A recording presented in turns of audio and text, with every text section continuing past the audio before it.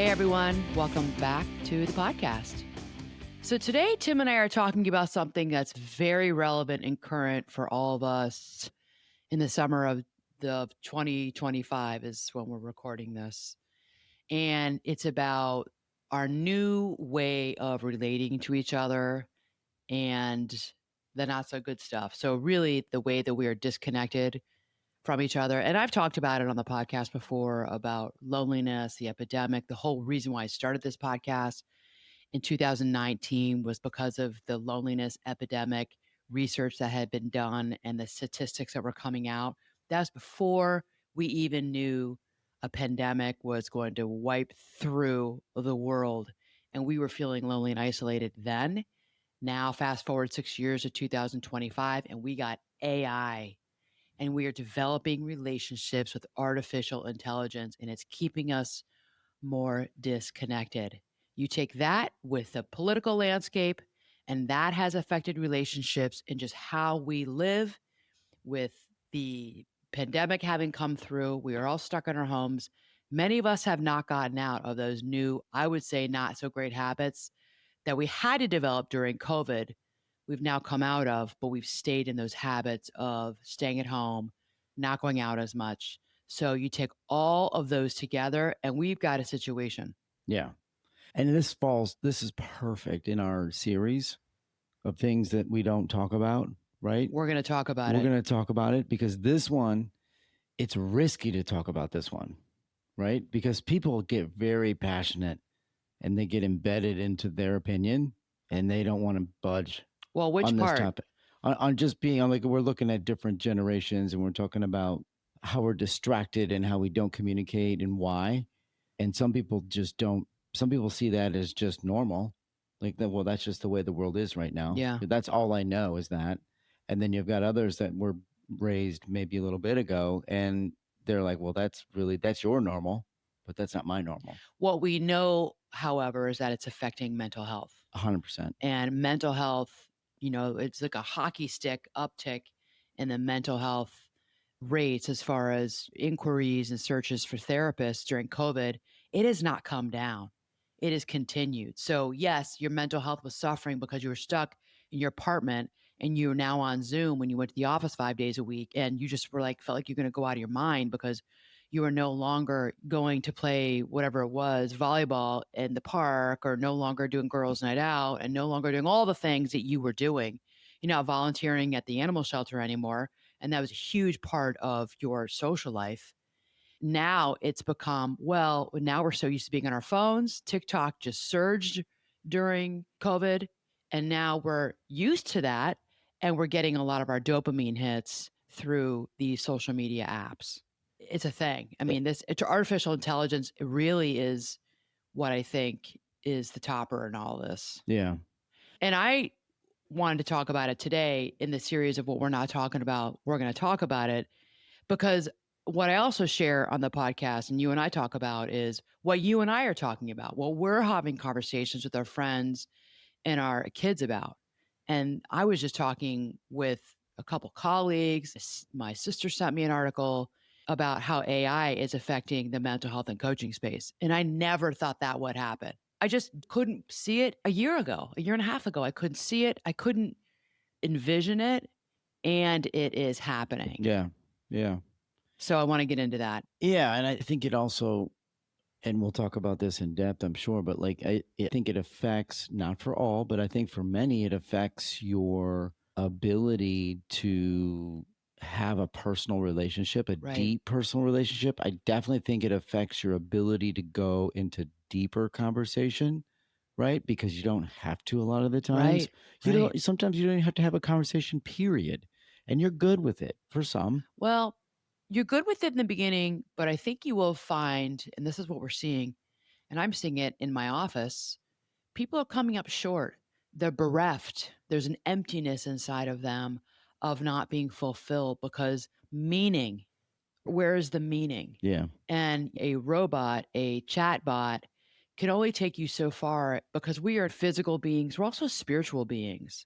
And AI will only take you so far Yeah. before we find this, like I said, this sense of bereftness, emptiness, because that artificial intelligence, chat GPT, or whoever you're talking to, Gemini, whoever, can only take you so far. You have to remember it is a computer system, it's a robot. So, all that to say, it's not just going to be, oh, let's just wring our hands like, oh, kids these days, kids these days. We're not doing that. This is an x ray episode about how technology, economics, and the culture has re engineered human connection. That is what's happening. And we're going to talk about concrete ways for all of you and for your kids to fight back. Okay. So, this might be one of those episodes that you are sharing and sending to your, especially your Gen Z kids and your millennial kids. Okay. Right. All right. Before we get started, remember, I'm here. So come talk to me. If you're looking for therapy, if you're in Illinois, or you're looking for coaching, no matter where you are in the world, hello at annamarcolene.com. Reach out to me. Okay. So don't hesitate. Don't be nervous. This is your wake up call to reach out to me and let's work together. Okay. I'm here and I'm doing individual coaching, individual therapy. I'm not doing any group coaching programs right now. That is something that's on the table for the future. But right now, if you're looking to do some individual work, if you're just sick and tired of being sick and tired of things always being the same and you don't know how to get out of the rut you're in, I know that feeling. Reach out to me. Okay. I can help you. I will help you. I'll move you forward. We'll change the trajectory together and get you to where you want to be. All right. You have goals. I'm sure you have goals, whether you've thought about them, they're inside of you and I'm going to help you get there. Okay. So don't hesitate. When I'm doing this homework, I'm telling you, there's like, oh, geez, it's really interesting to do the research and to actually see the statistics that are coming out. And this is current. This is 2025. I don't know if it's interesting. I think it's mostly scary. It is interesting. It is very interesting to me. I love all Yeah. this, but yeah, it is scary. It can be scary. Yeah. So the percentage of US adults who say they have zero close friends, zero, has quadrupled since 1990. So that's not a trivia statistic. It's a canary in the coal mine of our social fabric today. So today we're going to step back from the microscope and ask, what structural forces are fraying our relationships and how do we stitch them back together? Mm. I'm going to give you even more research and statistics. And I've talked about this before. So the Surgeon General 2023 report equated chronic loneliness to smoking the equivalent of 15 cigarettes a day. And I said that we talked about that many episodes back. Right. So what is that signaling? That social isolation is now a public health variable. It's not a personality flaw. All right. We need to start treating relationships and relationship building like sleep or exercise, okay? It's a biological imperative. So we've got to start treating relationships just like we do with, like, we talk all the time about sleep and getting your fitness in. It's a biological imperative that we start working on relationships. We are social creatures. We were not created to be isolative. I grew up hearing no man is an island or no woman is an island. It's true. We are not islands. We are wired for connection and we are wired to be social. That's where we come from. That's how we are. So this loneliness is really affecting our mental health. Like I talked about the mental health, the hockey stick uptick. This is why. Yeah. It's a huge part of the problem. Yeah. All right. I mean, so think about and I think we're pretty social people just in general. Not as much as I used to be. But not as much as we used to Right. be, right? Because Right. if you think about and this is real now, think about your actual day. So you get up, you do your thing, whatever that Me is. more than you, because you go to an office every Yeah. day. But I'm just in terms of hours spent doing things. You get up at 5, you get up at 6, 7, whatever it is, and you're already into your day doing something. Right. And then you go to work, and there's things to do, and you've got a full day, and work is not as it used to be, where it's like, oh, I work 8 hours, I work 9 to 5. That doesn't even mean anything anymore. So you spend 9, 10 hours a day at work, maybe more. You're now fatigued, you're weary. You haven't spent a minute on your fitness. You haven't spent a minute with your spouse, maybe. There's definitely no much interaction that you choose to do, right? You do interact because you have to. It's work. And then you come home and it's probably past dinner time and you're already thinking about the wind down. Well, so that's you can get to you. bed. You're often home But I'm passing thinking your that time. that's not uncommon. I think that's more No, common than it's we not think. uncommon. Yeah. It's not uncommon. And I think, yeah, And yeah. then so now it's like, okay, well, I'm gonna wait, and my social interaction time, I'll wait for that to happen like Friday night or Saturday or Sunday. And that's for you. And so for someone like me and the hybrid or the remote workers, I'm a remote worker now. My office closed down in March of 2020 and there were a bunch of us. It was a group practice. I just rented space from them. So I was a solo practitioner. I just rented space, but I was there for 20 years and I knew all of them and I knew all the therapists and the coaches that came and went. But there were a core group of us that had been there for 20 years, including the secretary. So I've said it here on the podcast as well before that I took for granted of, when you're just seeing people in the hallway, hey, what's up? How you doing? Can I run this case by you? Our adorable 93-year-old secretary who'd come in, Anna, can you help me? Can you switch the water when the Culligan water guy would drop off that huge, she couldn't pick up the water. It was just connection. Can you help me? The copier's jammed. We would talk briefly. How are your kids? There, I took that for granted the importance of the chit chatting and the eye contact and the leaning in each other's doorways in our offices. How are you doing? How's your mom? Or how was your trip with your kids last weekend? All that's gone. Yeah. I don't have any of that. Yeah. So I am 100% of the time this is my home office where we're podcasting. In this home office, I have 20% of my clients are coming here to see me, 80% are online. And most people, well, I shouldn't say most, the coaching clients are all over the world. They're not in Illinois. The therapy clients are here, but most of them are some are, I'm just trying to think like way south, Southern Illinois or south side of Chicago. They're not going to come here. I get that. The traffic is horrible. But I have quite a few people who are in the suburbs around me and they're like, yeah, no, I'm good. I don't want to drive the 20 minutes to your office. I mean, no offense, Hannah, but I get a lot out of seeing you on Zoom. I Saves don't them I don't want to time. get stuck by the train and Yeah. it's easier for me Mhm. to rush from doing the things and then just go right into my bedroom and shut the door and be in my island of my kitchen. Yeah. But for me, it's on a screen or it's in my home office. So my personal and my professional life is here. I have to really make an effort to be social now Totally. in a way that I took for granted before. Yeah. Right. Yeah, because you can't count those 50-minute sessions as social time. No, that's work. That's I'm working working. time. Right. So now you've gone the entire day, and it's 6 o'clock or 6:30 or what, and then I come home and you have zero really So interaction. yesterday, I spent, and this is common for me, 24 hours inside my house. Well, not leaving, not getting in the car and driving anywhere. So I'll walk the dogs twice a day as I'm getting out. Thank God for that. I never realized how walking the dogs and knowing all the dog people would affect my mental health and help me. I mean, I would tell my clients, especially those with depression, I always recommend you need to get a cat, you need to get a dog, because I want you to take care of another being.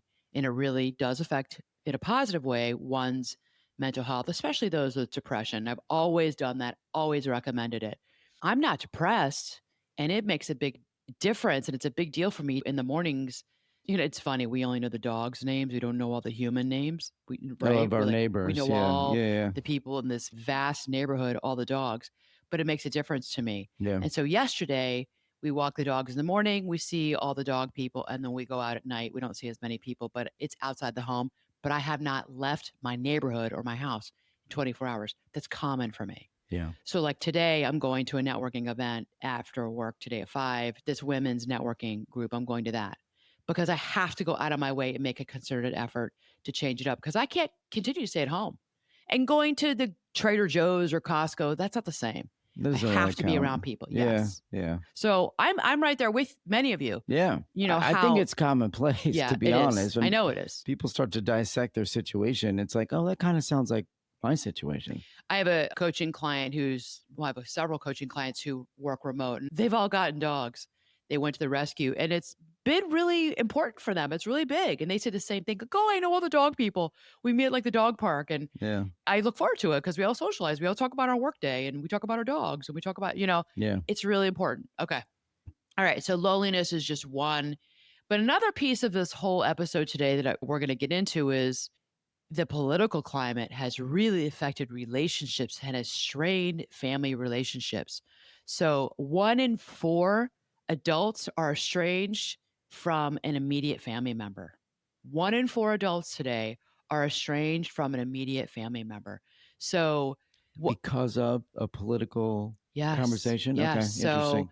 what that's telling us is that there's a value of polarization more than geography. So, we Hmm. polarize ourselves from people, and not because we live far from them, but because we politically don't agree. That's how bad the political climate has gotten in this country.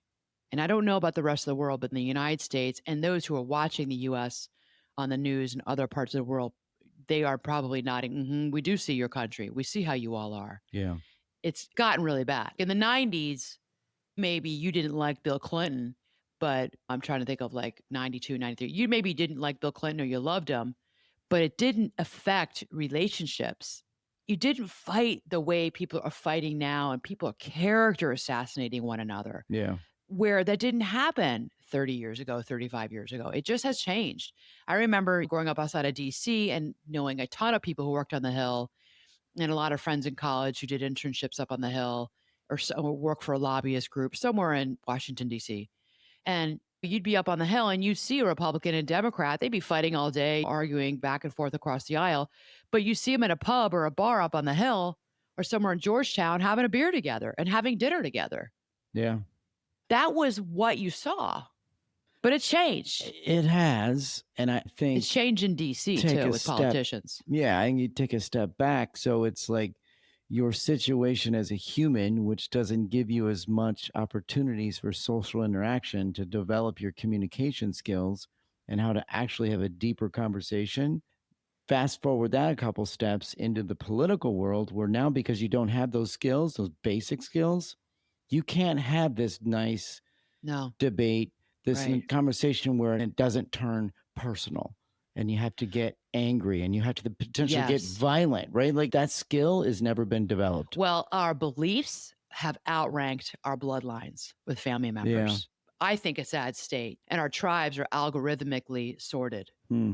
So you look at the algorithm when you're on social media, which is affecting us at a deeper level that I think some of us realize, many of us don't realize. So the algorithm is feeding your beliefs and it's building you up with anger, resentment. They're crazy. The other side, they're wrong.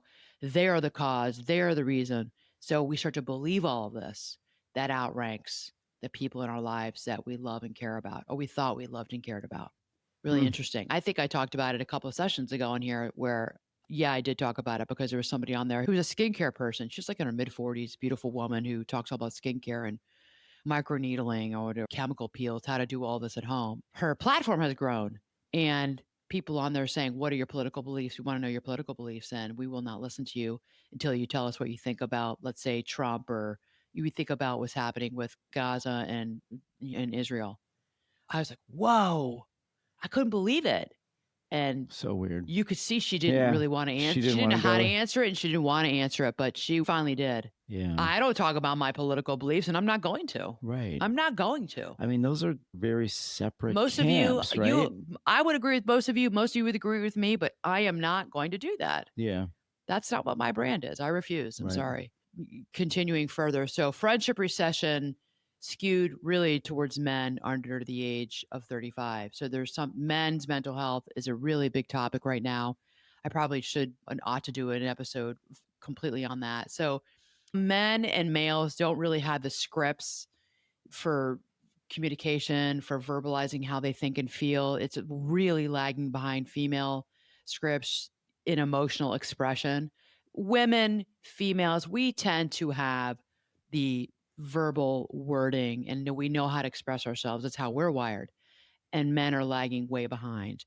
So we've got a gendered social skills gap that really nobody is naming. Hmm. It hasn't been named. Hmm. And there's a problem there. Yeah. You know, we are seeing a little bit now, which is interesting. Men in their 20s are going back to religion, organized religion. They're joining churches.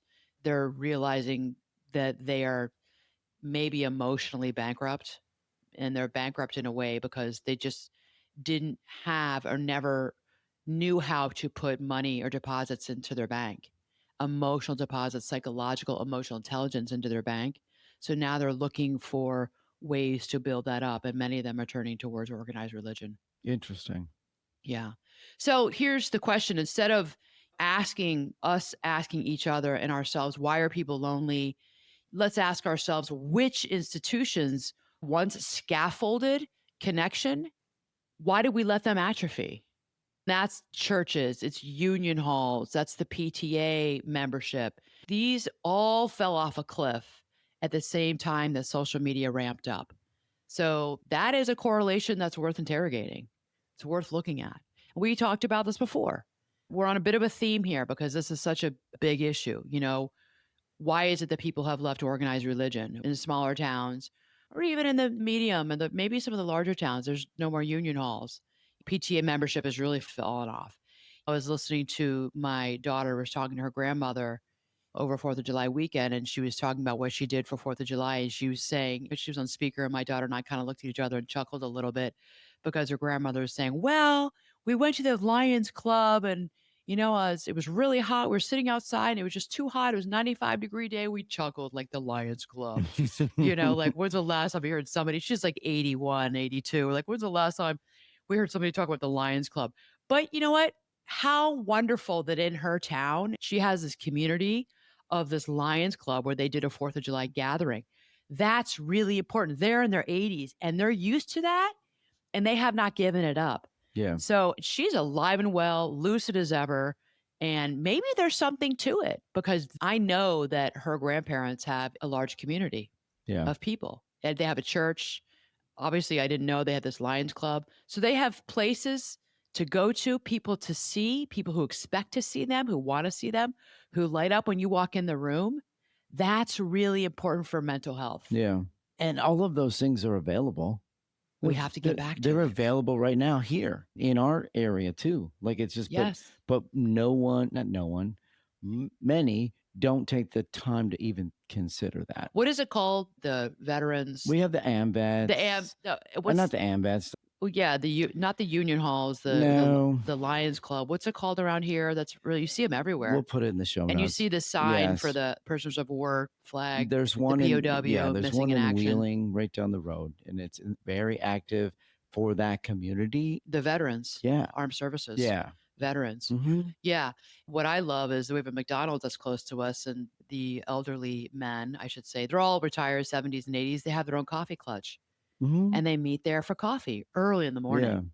All that it's How all great. out there. So You great. just have to want it, Yeah. right? Yeah. You have to dedicate part of your time, part of your lifetime to go and seek it out and then participate, right? Yeah.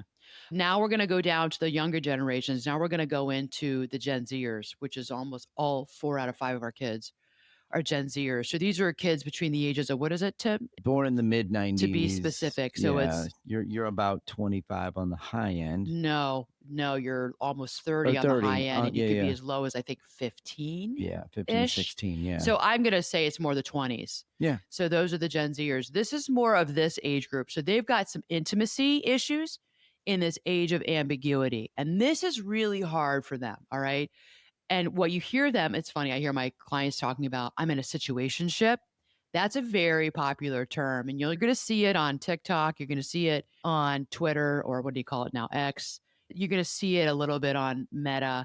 People talking about their situationships. So, this recent study that was done, 39% of 18 to 34-year-olds report being in one in the last year. So, situationship is really about ambiguity. It's a feature, it's not a bug. So, it keeps dopamine high and accountability low. So, Hmm. it keeps the dopamine high of it's fun, it's thrilling, it's exhilarating, but I don't know what's going to happen. There's no commitment. We haven't talked about a commitment. And because I'm not accountable, I didn't text him or her that I'm or them that we're meeting plans for Saturday night or Friday. I don't know when I'm going to see them next.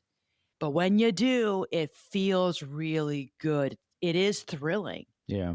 I mean, I remember being in that when I was in my teenage years, but it's pretty prevalent right now. And I love that they've coined it the phrase situationship. So 39%. Funny. We've got ghosting and then we've got mosting. And I had to look this one up when I was in because I don't Mosting. mosting, Okay. MOSTING. I didn't really know what this was because I haven't heard my clients talk about it. So ghosting is You're maybe go on a date, some dates with somebody, you're in a relationship, you're starting to get into a relationship. We did a whole episode on ghosting, I think 3 years ago on here, of Yeah. ghosting with in romantic relationships and also ghosting with friendships. So ghosting is they're in your life and then they're gone. It's an abandonment issue. They don't text you back, they're gone. You don't know where they are. You're like, okay. Mosting is where they love bomb you, then they vanish. So they most you. So love bomb, love bomb, then they're gone. Then there's a ghosting, and that's the vanishing. So it's love bomb then vanish cycle. That to me is painful too, just as painful. It weaponizes the brain's prediction error circuitry. So it's weaponizing the part of your brain that can predict this is how it's going to go. You love bombing me. I'm love bombing you back. This feels so good. Something's going to come of this. I'm excited. I'm thinking about the future of what could happen, what might be. This is exciting. This is all positive. This is encouraging. And then bam, they're gone. Hmm. That messes with your brain circuitry about predictability Yeah. of how we expect it to go. And it's not an irrational thought on your part. It's rational that you would think that way, right? However, this intermittent reinforcement of being love bombed, it's addictive for people. So mosting for some people is addictive. It Yeah. feels really good to get love bombed. And yes, you may know you've got attachment issues. You may know you're an anxiously attached person, but then they leave and you're like, what? You still love the love bomb, but you know that you're going to just be a mess when they ghost you. They mosted you. Now they're ghosting you. And it's really not good for your mental health. Yet you tend to repeat the patterns of being in these relationships with people. Hmm. It's a big deal. And That. it's something that comes up in sessions with clients. Yeah. It's painful. I think it's psychically painful to repeat these patterns. Yeah. But this is what mostly the Gen Zers are dealing with. This age of ambiguity. It's rough. All I'm right, telling you. so let's wrap our head around this just a little bit more. So you're good with the mosting part. You're The good. love bomb. You're good with that. You've become good with that. I don't know if you're good with it. It Well, you must feels be. good. If Well, it feels you must good. become good with it if you expect it to happen again after you get crushed, right? So you're good with being up on the high of the curve, and you know the down is I don't know coming. if you know it's going to happen again, and yet you find it does. And I really think it's only when you're talking with somebody, it's only when you're really evaluating this, probably with it's a therapist. Yeah. And as a coach, I'm talking to my clients about this. You're asking your client, okay, let's look at the patterns here. Yeah. Oftentimes, we can't see the patterns for ourselves. We are subjective. We don't have that observing ego about ourselves. I mean, Yeah. that takes quite a bit of emotional intelligence. And I don't blame anybody. I don't know if I could see it for myself. I would need a third person to say to me, Anna, do you see what's happening here? Do you see these last three relationships? Do you see Yeah. what happened? Yeah. And for me to be like, yeah, you're right. Yeah, I have gotten into these. We can't see ourselves out of what we're mired in when we're in this mosting, then ghosting, because it's pablum. It feels so good when you're getting The high love bombed. does. Yeah. But if you anticipate the low, like you're a human, how many times would this have to happen to you before you'd be like, you know what? I'm not going to let that happen Well, again. it's different for each person where they realize, oh, this is a pattern here. I'm thinking twice. Like I'd be like, you know what? That happened once. Shame on me. That happens again. I'm out. I'm not. Shame on you. It happens Yes. a I'm third not. time. I'm I out. would think it'd be two. No, it's different for each person depending on their psychological makeup, their needs, their wants, their desires. Why do we repeat patterns that we know are not good for us? I know, but that's so freaking scary. Now there's an actual word for it. It must happen all the time. And it's like over and over and over and We do over. it because we are chasing the feel good in the moment. We're chasing it. We'll take it. Yeah. We'll take it. And I think so. Go back to the beginning of our episode.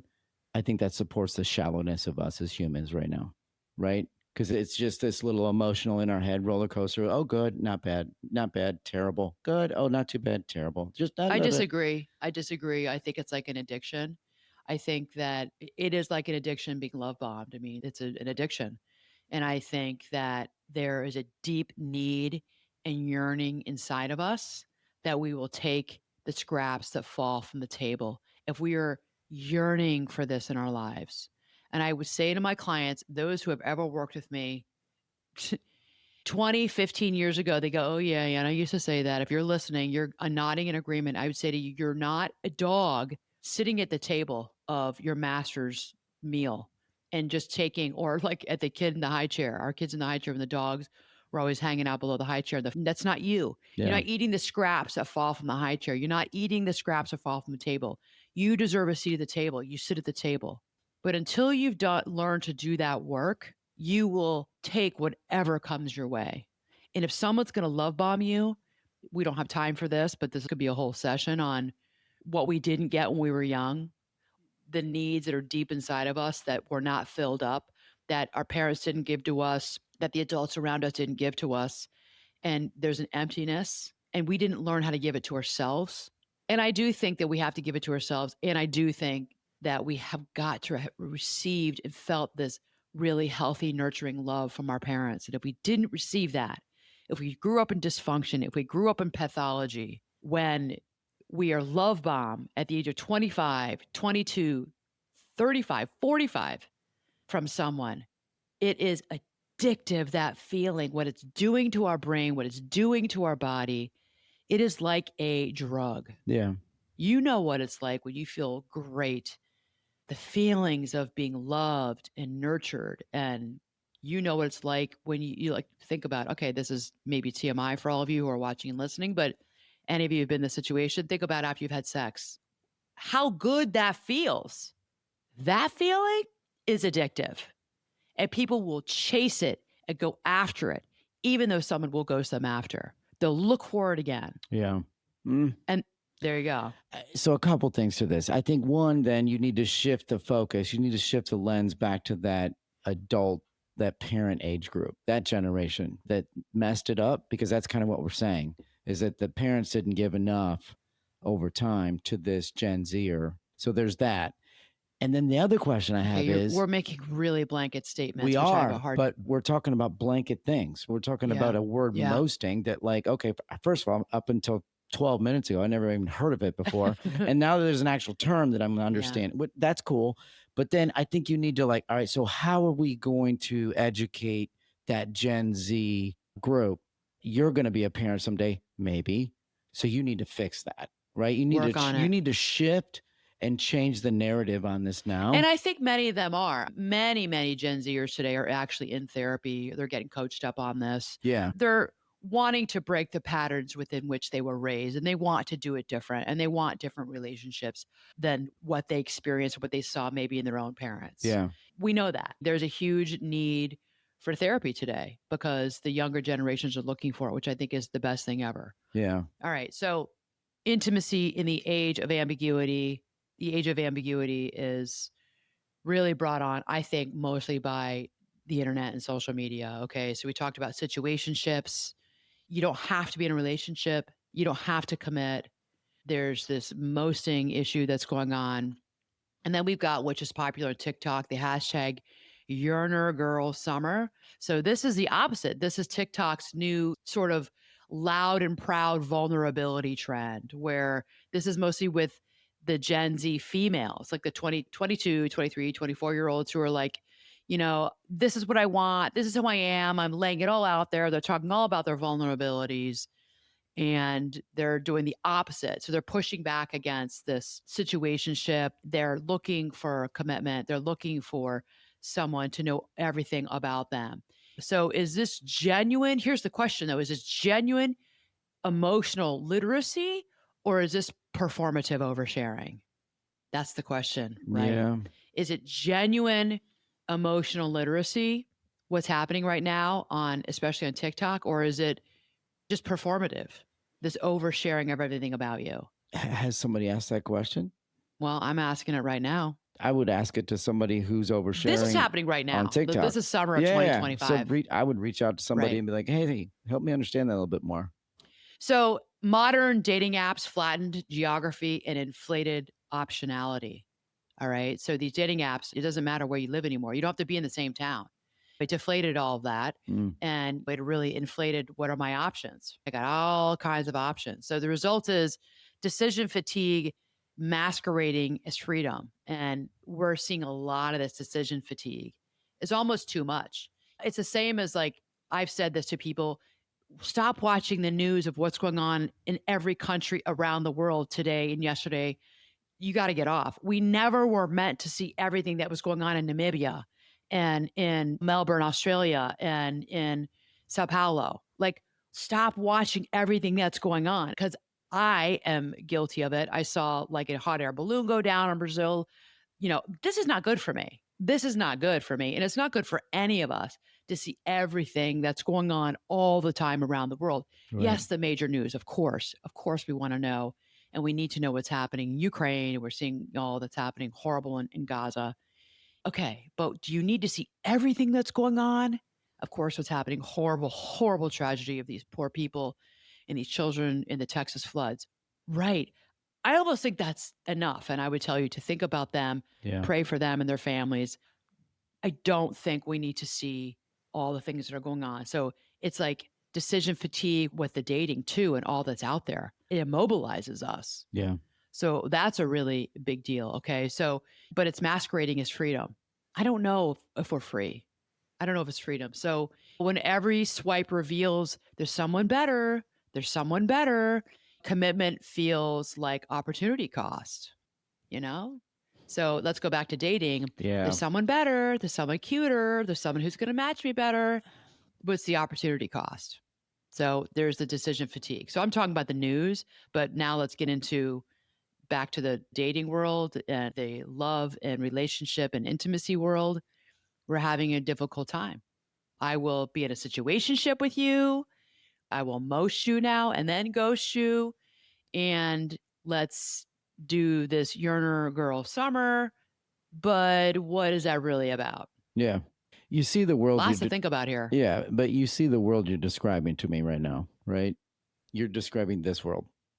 You're Yeah. describing this Tim's fantasy. holding up his phone for Yeah, those you're of you who are describing a listening. fantasy world that lives inside of here, and it's all about the potential of this thing buzzing or Well, how beeping many of us are or living inside our phones? right.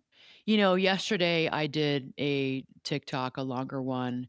What did I talk about? I mentioned something. Oh, I mentioned something in Changing Habits, a post I did on TikTok and Yeah. on Instagram about a reel about changing habits and getting off social media as one example. And I gave an example of myself getting back into reading. And somebody in the comments on TikTok said, "How did you do that? How did you get back into reading? I'd like to, but it just seems so very hard for me." So I Yeah. did a 10-minute post on TikTok yesterday about, I'm like, all right, I'm going to really get into this. I'm going to go into details about it. So I was up in our bedroom and I was talking, which I don't usually do it this way, about all the books I was reading. And was showing everybody some of the books I was reading right now. And I talked about how I changed that habit of being on social media. So you and I would binge shows, streaming shows on Netflix, Prime, all the HBO, Yeah. and we would just watch hours of it. Or years ago, when I was busy with the kids, it was like before COVID, you're coming home from my office, stopping by, usually picking somebody up from volleyball or football practice or something, getting dinner on the table, cleaning up. Usually, when the kids were older in high school, I wasn't helping them as much with their homework, but maybe you're running to CVS or Walgreens because somebody needed poster board. We were just running around like chickens with our heads cut off in all those years.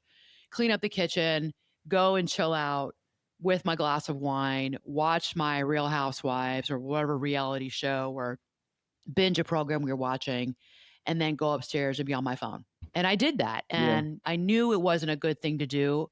And I didn't always do it. I was talking the talk and not walking the walk. And I changed it. And I changed the habit for myself because I was in a book club, and the book club, we would joke because none of us would read the book because we'd say, well, it's really like wine club. And you would say it like, when's your wine club meeting? Right. Because I would tell, we were never reading the book. The wine club with the book on the coffee With the book table. on, yeah, and yes, exactly, and I would tell myself, "This is ridiculous." I Yeah. loved reading as a child. My whole life, I loved reading in my 20s and early 30s, and I'd gotten away from it because of the busyness of life and all the streaming and all the stuff that we could watch on television, and that took over. But Hmm. then the phone took over, and I'm preaching to my clients about getting off their phone, and I wasn't doing it. So, total honesty and transparency here, I wasn't doing it. And then it was during COVID, I started to tell myself, I want to get back to reading because there's so many good books out there. And so what I did was I told myself, Anna, and I shared this yesterday on social media. You need to read 5 pages a night or a chapter. You have to do it every night, Sunday through Thursday. And that's what I started to do. And now I've gotten way, way, way back into reading. Mhm. And, I've got Yeah. like 20 books in our room right now, and I'm reading three at one time. And it's been wonderful. It's a wonderful new habit. And so what we'll do is we'll watch a show, but I told us we're only watching 1 hour, and then Mhm. we're getting off. And hopefully by that time we walk the dogs. It doesn't matter. I'm going upstairs, getting ready for bed, and I'm going to read. And I so look forward to that time alone when I am reading my book. And that's a habit that I've been in place now for probably 3 or 4 years. Right, right. And it's a great one. Yeah. So that has taken the place of me being on the phone. And it has made a difference in the quality of my life. So that's something I would recommend all of you do is got to get off our phones. We got to get off our phones. I can't say it enough for all of us. Yeah. So a lot of this is the Gen Zers, and we're in these parasocial friendships. So we're going to get into a nice segue into that piece of today's episode. So we've got these parasocial friendships, and we're in this attention economy. So social media is fighting for your attention. We saw that documentary. Tristan Harris, did he leave Google, talked about at Stanford, there's actually classes on how to keep people addicted to their phones. They teach this in their business school, how to keep people addicted to their phones, the science of addiction, the science of how to keep us on our phones. Yeah. So what we're doing is we're outsourcing belonging to creators on social media who actually cannot reciprocate and will not reciprocate with you. So remember that. These creators are there to make money. At the end of the day, they are there. I'd say 90% of them are on there to make money, to have you buy their program, have you do something. I don't know, buy their book.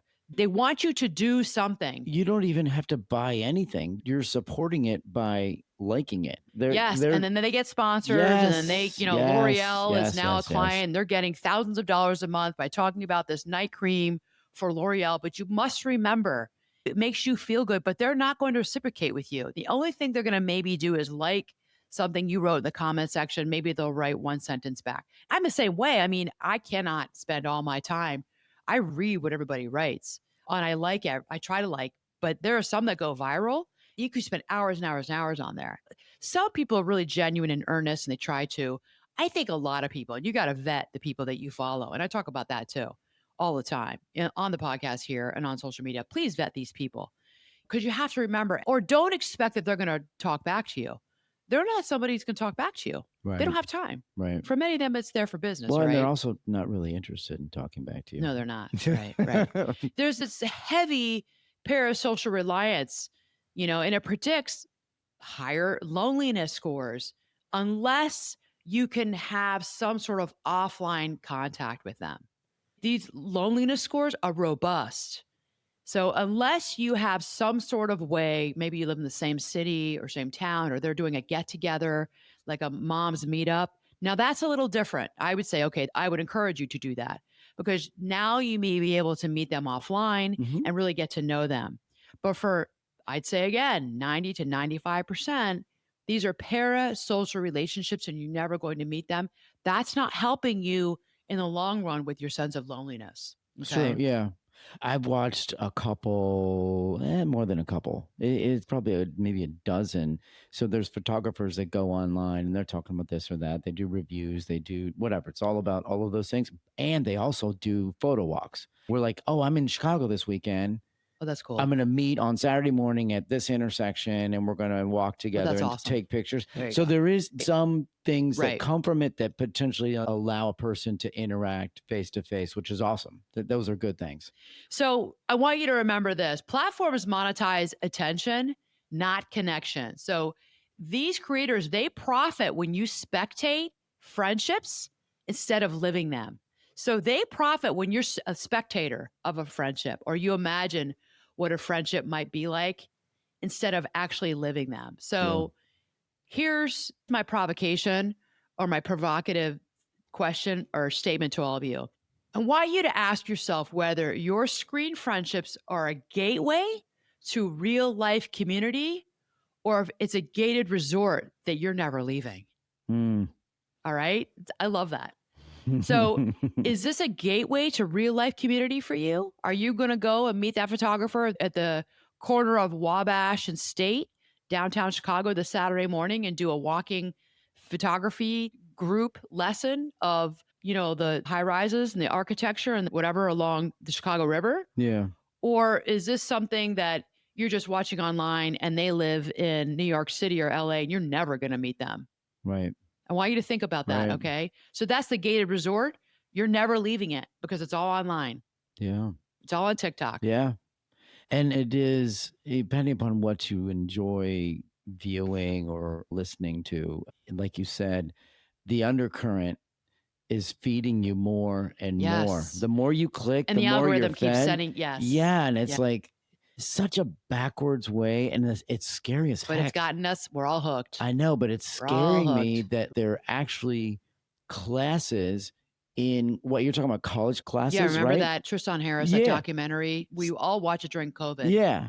But there's classes now on helping people understand Yeah. how to do that, Yep. which just makes this churn and burn even more. Yes. Yikes. Yes. Yikes. Okay, so Yikes. let's go into AI, the partner apps, where they call them air quotes synthetic companions, which is a little scary. Yeah. $4.5 billion spent in the global market in 2024 on AI. Mm.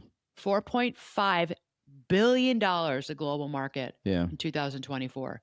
Users report judgment-free intimacy. There's judgment-free intimacy, but relational muscles atrophy without friction. So we're not learning how to have relationships in real life with people because real life humans, it's not perfect.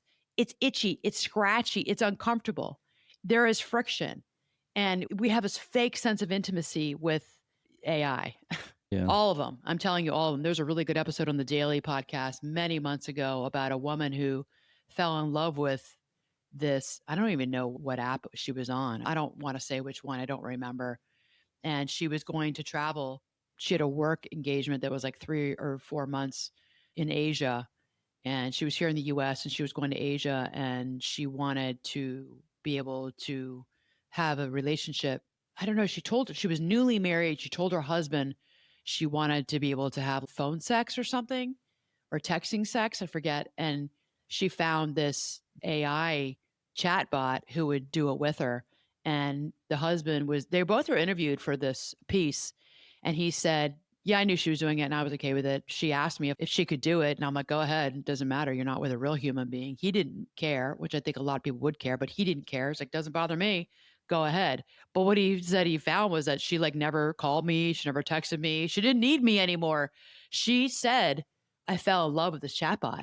The chatbot was so soothing and so positive, had this wonderfully sexy male voice.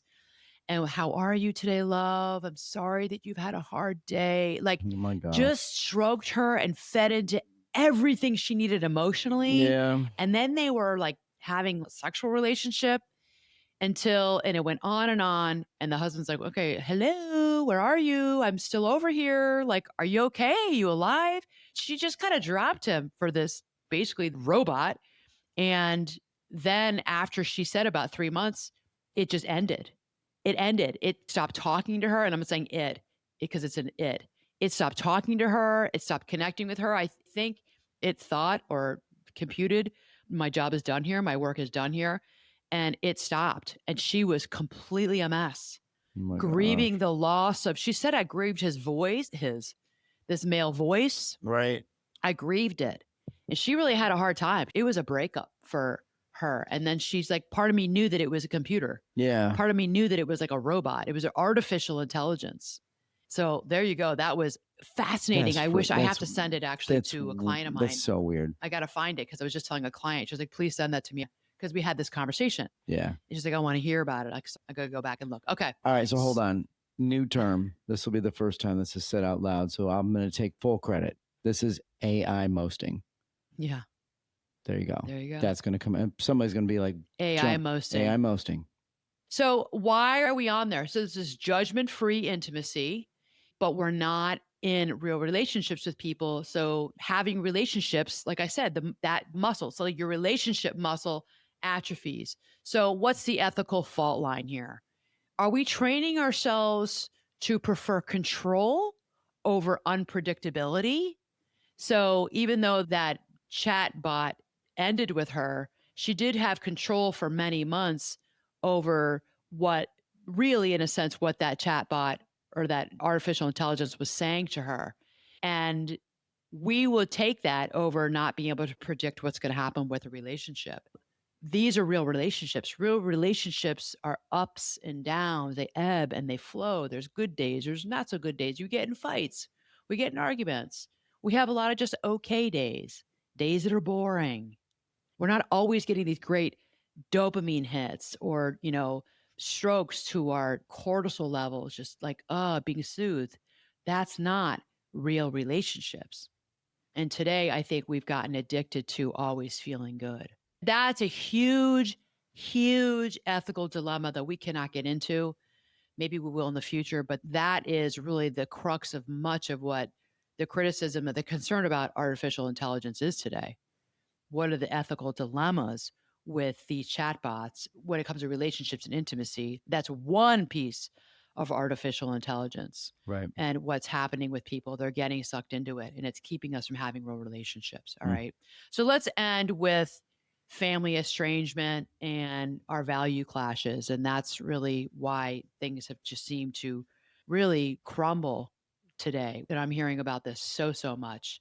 Politics, public health decisions, you think about like the COVID, the vax, the decision, identity issues, LGBTQ. These are top estrangement triggers for people today. People are so divided on these issues. So, I want you to think about, get curious. If you can always try to be curious about, why do you think that way? Why do you feel that way? What brought you to that point in your life? What brought you to that decision? Try to be curious. Try to remember to not judge so much. That's really important. Okay. So investigate, don't interrogate people. That's your curiosity. But what are your boundaries? We all have boundaries. And I think it's important for each of us to identify what are our non negotiables. That's staying true to me, to us, to what my values are, what my morals are. And that's okay. How do you have your morals? What are your non negotiables? And can you stay curious about another person in your family? All right. Then there's this conditional contact where I think we have certain people in our lives where it's like we come to blows every time we get together.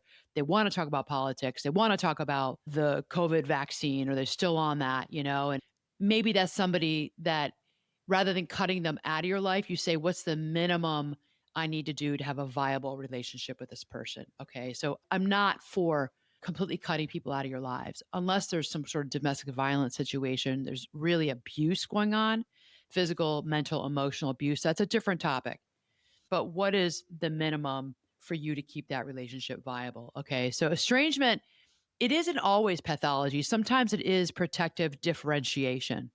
All right, when it comes to, our family relationships and when our values are clashing. But this is a really big thing today that's causing all of us to break down. So you've got artificial intelligence, you've got people not seeing each other because of the loneliness epidemic, and now you've got politics going on, and people are just like, screw it, F you, I'm not gonna have a relationship with you. That's not the answer. So the metric is not to have this great reunion, to always be like, it's all la la land, we're all great. No, no, no.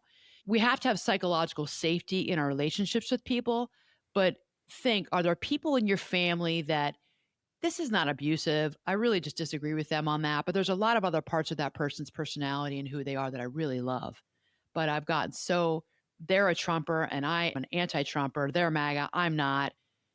Are there other parts of who they were, and are before all this went down in our country that you remember and they can remember about you, where you can still have good times together Yeah. and laugh and be easy? Or maybe you can make a rule of, can we make it a non-negotiable that we're not going to talk about Trump?